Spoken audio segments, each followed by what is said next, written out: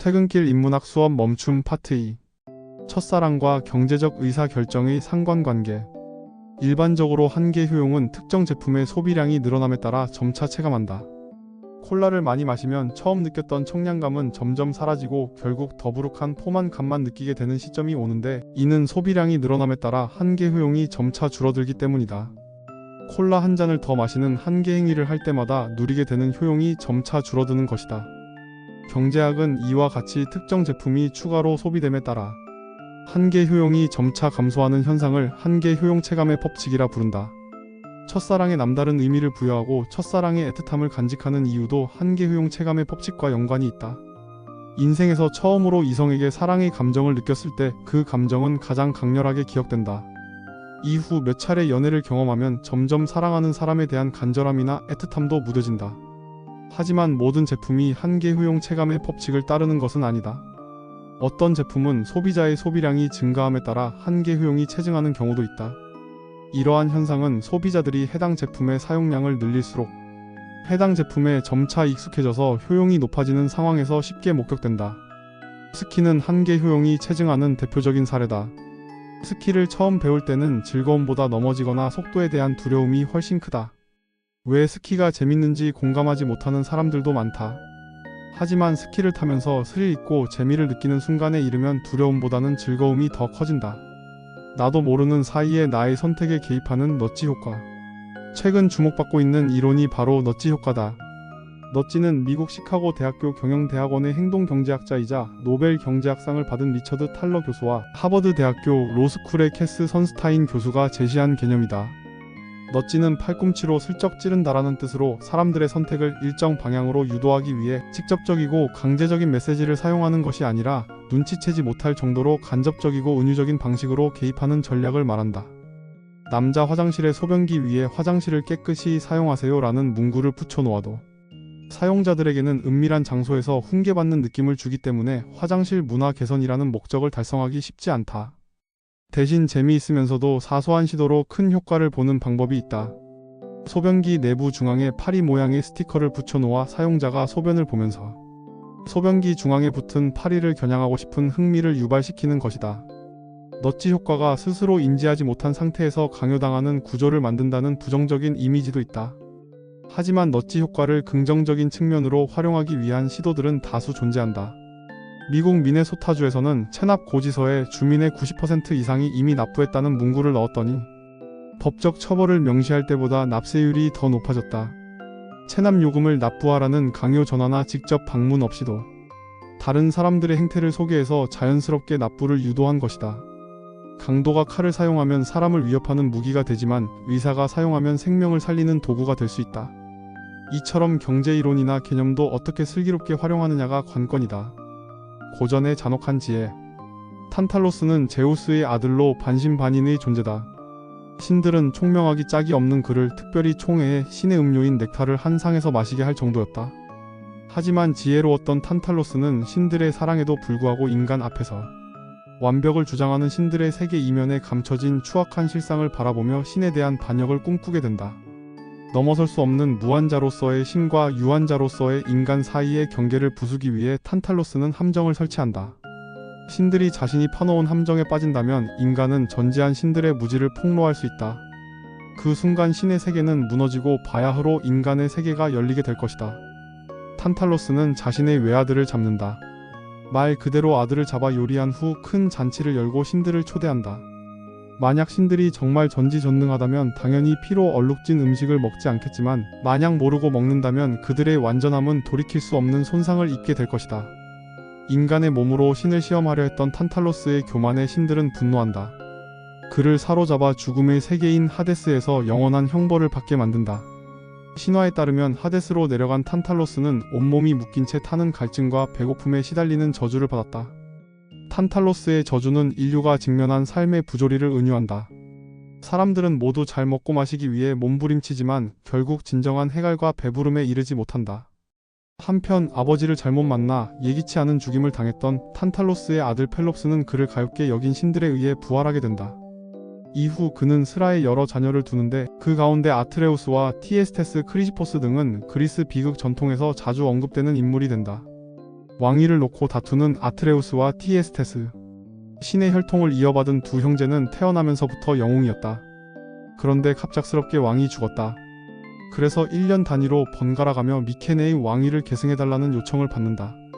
앞서 왕이 된 아트레우스나 다음 해를 기다리고 있는 티에스테스 모두 어떻게 하면 혼자 왕위를 독차지할 수 있을까를 고민한다. 먼저 기회를 잡은 것은 아트레우스였다. 당시 미케네에는 황금 양털을 가진 자가 왕이 될 것이라는 전설이 있었다. 아트레우스는 이미 황금 양털을 확보해 깊은 금고에 숨겨놓았다. 이 사실을 알게 된 티에스테스는 마음이 급해질 수밖에 없었다. 경비가 삼엄한 왕궁, 그것도 내실 가장 은밀한 곳에 감춰진 황금 양털을 어떻게 빼올 것인가? 티에스테스는 형의 비밀 금고에 접근할 수 있는 유일한 사람인 형수 아에로페를 유혹해 정을 통한 후 황금 양털을 확보한다.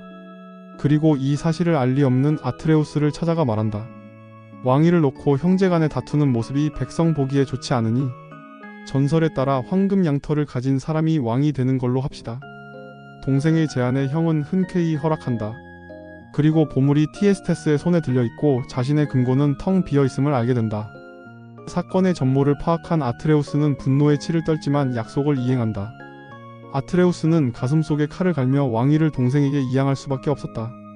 아트레우스의 잔혹한 복수. 복수의 칼날을 가는 쪽은 형 아트레우스다. 왕위는 물론 믿었던 아내에게 배신까지 당했으니 그의 가슴은 시커멓게 타들어갔다. 이때 아트레우스를 불쌍하게 여긴 신이 있었으니 바로 장자의 신이라 할 수 있는 제우스였다. 형의 복권을 위해 제우스는 한 가지 비책을 제시한다.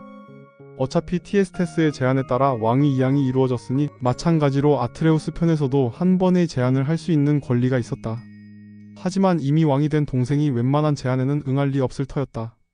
왕위 이양의 조건으로 도무지 세상에 일어날 수 없는 해가 서쪽에서 뜬다면과 같은 불가능한 조건을 걸어야 했다. 아무리 신이라 해도 만물의 순리를 파괴할 수는 없을 것이라 생각하고 티에스테스는 해가 서쪽에서 뜨면 왕위를 이양하라는 아트레우스의 제안을 받아들인다. 하지만 다음날 최고 신인 제우스의 명에 따라 해는 서쪽에서 떠오른다. 티에스테스는 만백성 앞에서 자신의 말을 지키기 위해 아쉬운 가슴을 달래며 왕위를 내어준다. 아트레우스는 우여곡절 끝에 왕위를 되찾아왔지만 그 과정에서 자신이 겪은 거짓과 불륜 등에 의한 깊은 상처로 인해 동생에 대한 복수의 칼날을 더욱 날카롭게 벼린다. 이윽고 그는 큰 잔치를 마련한 후 동생을 초대하는 글을 보낸다. 우리 형제가 왕위를 사이에 두고 우애하지 못하니 백성에게 모범이 되지 못한다. 이제 과거를 잊고 함께 먹고 마시며 화해하는 모습을 보여 만백성이 알게 하자. 형수와 관련된 일로 마음이 찜찜했던 티에스테스는 형의 화해 요청에 기꺼이 응한다. 진수성찬이 차려진 잔치에서 그는 형과 더불어 한참을 먹고 마시며 즐거워한다. 연회가 정점에 이르렀을 때 잔치의 주요리가 뚜껑을 덮은 쟁반에 담겨져 나온다. 성대한 음식에 이미 만족스러웠던 동생은 형의 극진한 대접에 놀라움을 금치 못하며 자신 앞에 놓인 여러 개의 소반을 열어본다. 그 순간 티에스테스는 경악하고 만다. 소반 안에는 사랑하는 자신의 아들들의 머리가 놓여 있었던 것이다. 그는 외친다. 대체 이 아이들의 몸은 어디 있는가? 아트레우스는 차가운 미소를 지으며 말한다. 네가 지금껏 먹고 마신 모든 것들이 바로 내 자식들이다. 티에스테스는 반미치광이가 된 채 미케네에서 추방당하고 만다. 티에스테스의 반격. 이제 가슴에 복수의 칼날을 가는 쪽은 티에스테스가 되었다. 하지만 아들은 모두 죽임을 당했고 자신은 힘을 빼앗긴 채 무력해졌다. 원통함에 그는 신들에게 탄원하기 시작한다. 간절한 탄원 끝에 내린 신탁은 참담했다.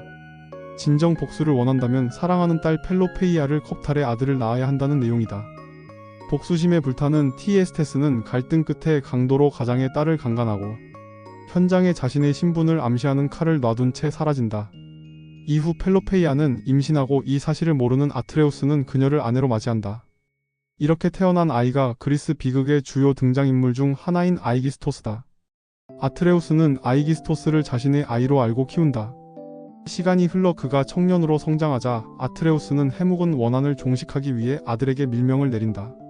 이빨 빠진 호랑이지만 여전히 눈의 가시 같은 동생 티에스테스를 제거하라는 내용이다. 아이기토스는 영문도 모른 채 자신의 친아버지를 죽이러 가는 비운의 주인공이 된다. 아이기스토스의 손에는 그의 어머니가 물려준 티에스테스의 칼이 들려 있었다. 암살의 순간 자객이 들고 있는 칼을 보자마자 티에스테스는 외친다. I'm your father. 영화 스타워즈에서 악의 화신 다스베이더가 제다이 기사가 된 아들 루크와 조우하는 순간 외친 명대사는 7천여 년 전 그리스 신화가 원천이었다. 아버지로 믿었던 자가 원수고 원수로 여겼던 자가 진짜 아버지였음을 깨닫게 된 아이기스토스는 충격과 분노에 빠졌다. 이내 친아버지인 티에스테스에게 복수를 다짐한다. 그 길로 되돌아온 아이기스토스는 칼에 염소 피를 묻혀 임무를 완수했노라 아트레우스를 안심시킨다. 그리고 아트레우스를 암살하는 데 성공한다. 아들의 도움으로 티에스테스는 오랜 수건이던 왕좌에 복귀했고 아트레우스의 아들 아가멤논과 메넬라오스는 추방을 당했다. 연극을 설명할 때 가장 먼저 나오는 고전 작품 목록으로 고대 그리스 연극이 있다. 정확히 말하면 그리스 비극이다. 주로 기원전 4세기 전후 고대 그리스 무대에 올랐던 연극을 말한다. 기원전 4세기 전후는 셰익스피어가 풍자했던 영국 엘리자베스 시대와 더불어 인류 역사에서 연극이 한 시대의 문화적 중추로 찬란한 꽃을 피운 시기였다. 두 시기의 작품들은 현대 연극계에서 재해석을 거듭해 무대에 오르는 모태로 기능하고 있다. 뿐만 아니라 영화를 포함한 여러 예술 장르에서 형식과 내용에 적잖은 영향력을 끼치고 있다. 수년 전 대중의 관심을 집중시킨 박찬욱 감독의 영화 올드보이는 고대 그리스 비극인 소포클레스의 오이디푸스 대왕의 내러티브와 주제를 차용해 변주한 전형적 패러디물의 성격을 띠고 있다. 그리스 연극의 어떤 매력이 2500년이 지난 오늘에까지 끊임없는 관심을 자아내는 것일까? 비극은 인간이 타고난 원초적 숙명. 결국 그리스 비극의 위대함은 인간 본성에 대한 깊이 있는 이해를 바탕으로 인류가 직면한 존재론적 한계를 뛰어넘어 보려는 그 진지한 시도와 몸부림에 있다. 고대 그리스 연극에서 조명을 받는 작품은 대부분 비극이다. 여러 이유가 있을 수 있겠으나 원초적인 측면에서 볼 때 비극이 인류 탄생과 밀접하게 연결되어 있기 때문이다. 인간이 태어나는 순간을 보자. 어머니의 모태로부터 고통을 겪으며 분리와 단절을 통해 새 생명이 나온다. 아이가 처음 세상에 나오는 순간 웃고 있는 경우는 없다. 따뜻한 자궁이라는 공간에서 강제적으로 밀려나와 낯선 시공간을 만나고 알 수 없는 공포와 불안으로 울부짖으며 태어난다. 모태로부터 분리되는 고통이 유아기에 있어 죽음에 대한 무의식적 공포라면 이후 정체성의 형성과 더불어 인간은 종국에 맞이할 죽음이라는 근원적 공포를 갖고 삶을 살게 된다. 삶의 종착점이 죽음이라는 아이러니는 부조리 계열의 예술을 비롯한 현대 예술의 주된 관심사로 지대한 영향력을 미치고 있다. 비극은 고통을 직면하고 정면으로 돌파하려 한다. 회피하기보다 고통과 직면에 기꺼이 진땀나는 씨름을 경주한다. 그 시도가 처절한 실패로 귀결될지라도 상관하지 않는다. 비극적 영웅의 실패는 보는 이들의 시행착오를 줄여주는 값진 생의 교훈으로 또는 어깨를 짓누르는 삶의 무게를 상대적으로 가볍게 만드는 위로로 작용할 수 있기 때문이다. 간략하게 살펴본 바와 같이 이 책은 영화, 철학, 심리, 생태, 문화 등 다양한 분야의 강의를 책으로 볼 수 있는 좋은 책이다. 관심이 없었던 분야에 대한 재미있는 소개들을 읽고 관심이 생기게 되는 책이다.